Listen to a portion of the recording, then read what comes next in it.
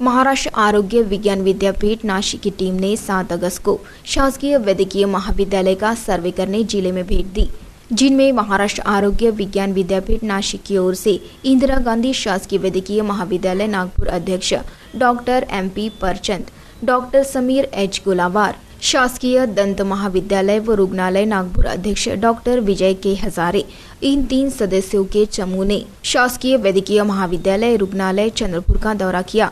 इस वक्त महाराष्ट्र आरोग्य विज्ञान विद्यापीठ नासिक की टीम के साथ शासकीय वैद्यकीय महाविद्यालय चंद्रपुर अधिष्ठाता प्रदीप दीक्षित, डॉक्टर मंगेश गुलवाड़े, डॉक्टर अनंत हजारे, संजय घाटे, प्रदीप दीक्षित चंद्रपुर, डॉक्टर अभिलाषा गावतुरे, डॉक्टर राकेश गावतुरे आदि की मौजूदगी रही।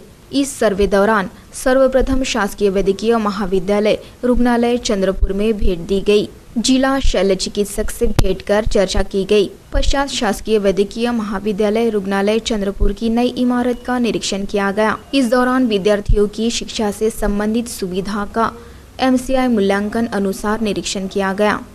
इस दौरान भारतीय जनता पार्टी के पदाधिकारियों की ओर से उनका पुष्पगुच्छ से स्वागत किया गया। पश्चात मनपा की ओर से महापौर राखी कंचरलवार, उप महापौर वसंत देशमुख, सभापति संतोष लहामगे, गटनेता रामू तिवारी, संजय कंचरलवार, प्रसन्न शिरवार आदि से मुलाकात कर महाराष्ट्र आरोग्य विद्यापीठ नासिक की टीम ने चर्चा की। इस दौरान मान्यवरों का पुष्पगुच्छ से स्वागत हुआ। निरीक्षण दौरान एक नए महाविद्यालय के लिए जो इंफ्रास्ट्रक्चर चाहिए उससे कई गुना ज्यादा इंफ्रास्ट्रक्चर उन्होंने यहां पाया। इतने कम समय में शासकीय वैद्यकीय महाविद्यालय का निर्माण हो सका।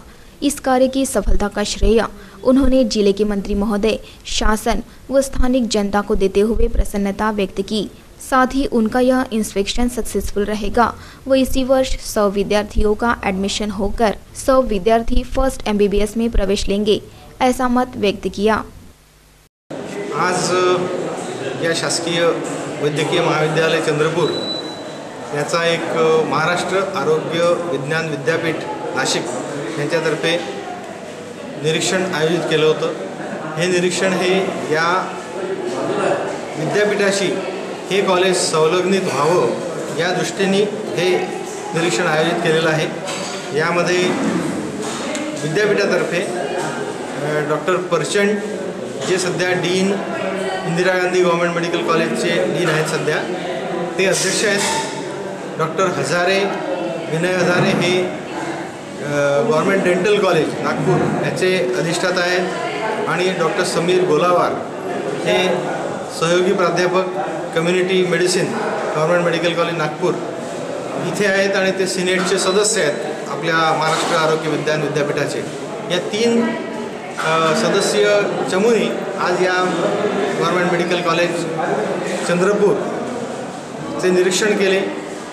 सर्व निरीक्षणामध्ये त्यांनी पहिल्यांदा आपलं जे डिस्ट्रिक्ट हॉस्पिटल आहे, जनरल हॉस्पिटल आहे, जे आता गव्हर्नमेंट मेडिकल कॉलेजचं हॉस्पिटल म्हणून त्याचं नामांतर झालेलं आहे, या हॉस्पिटलचा त्यांनी राऊंड घेतला।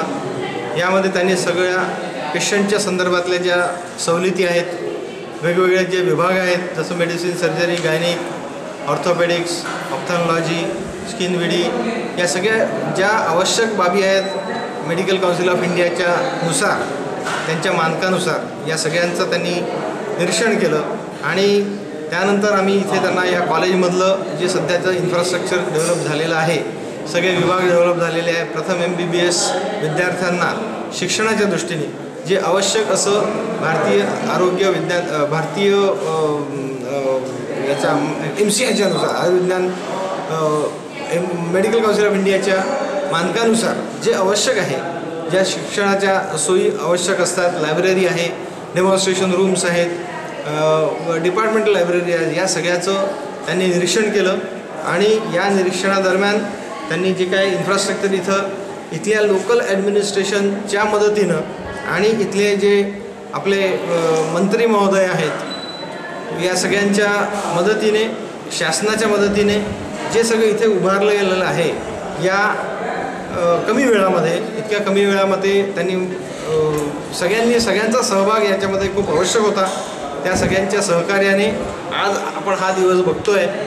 जे या निरीक्षणाच्या दरम्यान मला असं वाटतं की हे निरीक्षण नक्कीच सक्सेसफुल होईल आपला रिपोर्टही चांगला रिपोर्ट जाईल महाराष्ट्र आरोग्य विज्ञान विद्यापीठाकडे आणि आरोग्य विद्यापीठ हे आपल्याला हे ॲफिलिएशन नक्की देईल, याच्यामध्ये मला काही डाऊट नाही आहे कुठलाही. म्हणजे हे सक्सेसफुल इन्स्पेक्शन नक्कीच होणार आहे आणि आपल्याला लगेचच संलग्नता प्राप्त होईल. प्रथम संलग्नता आणि 1 सप्टेंबरपासून प्रथम MBBSचे जे विद्यार्थी त्यांची प्रवेश प्रक्रिया सध्या गव्हर्नमेंट मेडिकल कॉलेज नागपूरला चालू आहे.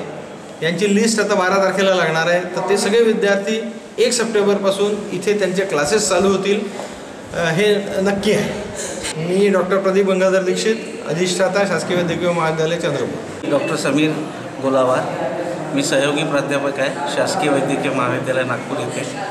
आज आम्ही चंद्रपूर शासकीय वैद्यकीय महाविद्यालयाचे महाराष्ट्र आरोग्य विज्ञान विद्यापीठाचे इन्स्पेक्शन करण्याकरता इथे आलो होतो आणि फर्स्ट इयरची बॅचचे ॲडमिशन जवळपास झालेले आहे काउन्सिलिंग थ्रू आणि इथे 100 मुलांचे ॲडमिशन होतील आणि 100 मुलं इथे फर्स्ट MBBSला प्रवेश घेतील.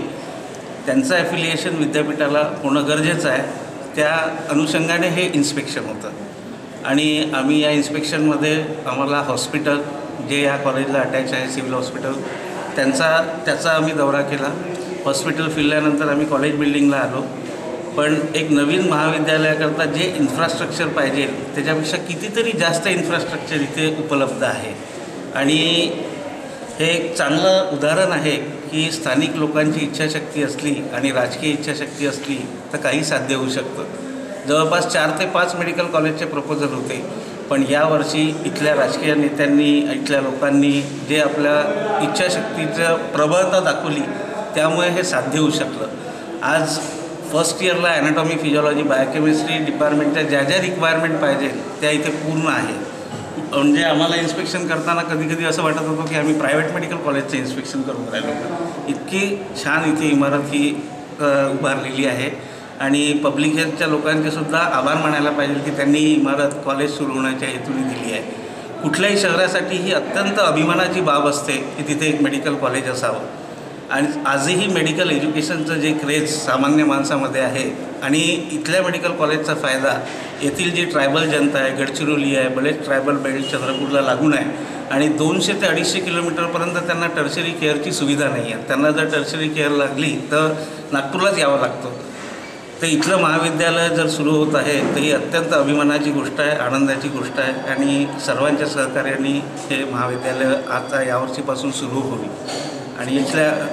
आणि हे महाविद्यालयाची अजून उन्नती व्हावं आणि याचा पुरेपूर उपयोग इथल्या स्थानिक जनतेला व्हावा याकरता मी शुभेच्छा देतो.